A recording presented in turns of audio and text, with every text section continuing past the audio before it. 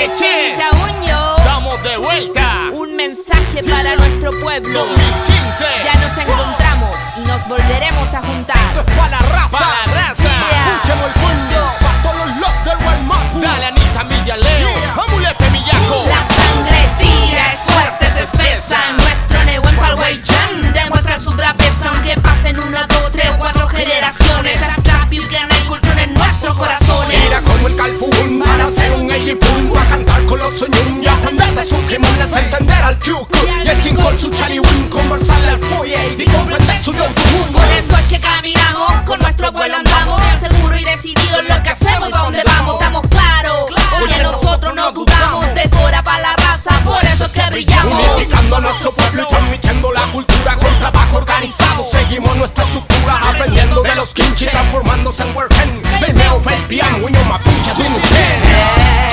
La sangre tira y une a tu gente. Siente el cultur, que el view que más fuerte. La sangre tira y te hace recordar.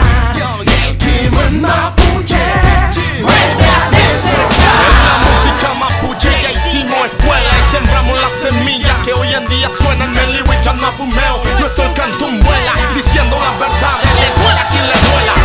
Pelei, tu patañi ve y pintan y molven muerto meneo. Mapuche tainchi porque mi raza, sangre que tira y abraza. Mapuche soy motherfucker, ¿y qué pasa? Somos bravos, nuestro wey que tienen punta. Y que Mapu nos cría, y Mapu nos junta. Acompañado del Kiman de nuestras abuelas, papá y que caminaron Namuntu por la tierra. Piénsalo bien, si tú quieres batalla, sea inteligente y no se pase de la raya. Tenemos el cristal para darle puro falla, así que cuando hable mi gente, empiece